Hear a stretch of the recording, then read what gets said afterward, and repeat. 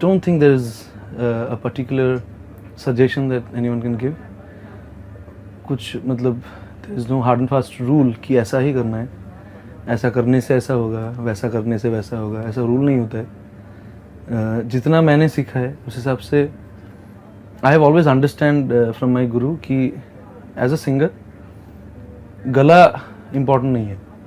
गला is basically your machine. You have that system inside you. और उसके बारे में नहीं सोचना है, उसको वार्म अप करना है. जैसे हम लोग like an example I like to give, मेरे गुरुजी हमेशा बोलते थे कि आपको मैराथन करना है, आपको रेस करना है, तो आपको पहले तो आपका बॉडी का वार्म अप चाहिए so that you can run. So पैर के साथ साथ बॉडी का हर muscles, you basically you have to be active and you have to practise. तो प्रैक्टिस से क्या होता है, आपका मसल्स जो फ्लेक्सिबिलिटी है वो आ जाता है and then you target in your brain. तो ये जो वार्म अप वाला सिचुएशन है, this is the most important situation जहाँ पे आपको बिना कुछ सोचे जो भी आपका टीचर है उनको मतलब ब्लाइंडली फॉलो करना है. And you need to have a teacher, you need to have a guru, और उनको फॉलो करते हुए you have to warm up. Mentally also you have to prepare, क्योंकि मैराथन सिर्फ ऐसे दौड़ने से नहीं होता. You have to have a goal. कहाँ पे मुझे कैसे सांस लेना है, कहाँ पे मुझे हर्डल्स क्रॉस करना है. So it's अगर इसको exactly सिंगिंग में हम लोग ट्रांसफर करते हैं, it's basically that you have to prepare your throat, your गला like that कि आप जब भी गाने का कोशिश करते हो you don't have to think about your, you don't have to think about anything else. आप दूसरी चीज़ों पे ध्यान दे सकते हो. But at the same time मुझे जैसे प्रॉब्लम होता था, पहले मेरा गला टूट जाता था. बहुत बार ऐसा होता था कि रिकॉर्डिंग के पहले गला टूट गया, स्टेज के पहले टेंशन में गला बैठ जाता था.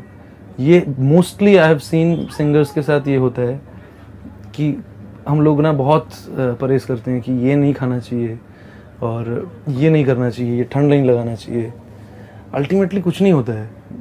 अल्टीमेटली तो आपका गला है, अपने आप ठीक होगा. आई थिंक बहुत नेचुरल प्रोसेस है ये. गले को अपने हिसाब से रेस्ट देना चाहिए. गले को उतना ज़्यादा पुश नहीं करना है कि आपका गला बैठ जा सकता है. आपको you have to be careful about your voice.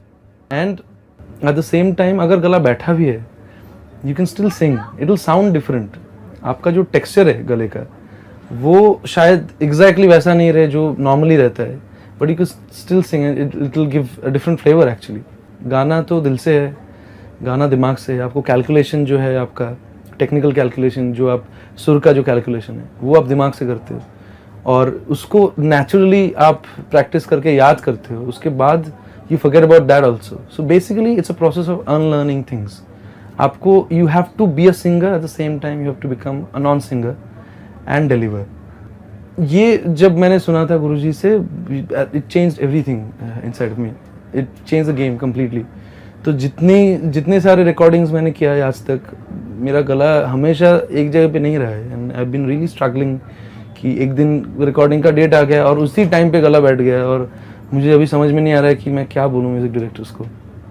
But I have only remembered that suggestion that my guruji has given me कि don't worry about it, go there. जो भी गले का हालत है उस हिसाब से गाओ.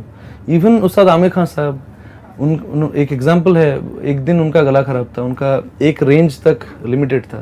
तो स्टेज जाने से पहले उन्होंने माइक में अनाउंस किया था कि आज मेरा गला ख़राब है, यही रेंज में मैं गा सकता हूँ.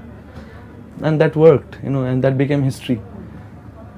So this my suggestion is, आप सिर्फ गाने के बारे में सोचो. आपका बॉडी, आपका गला जो है वो अलग पार्ट है. वार्म अप करो एंड गाने के टाइम पे just forget everything and just concentrate on the lyrics, concentrate on the situation and sing your heart out.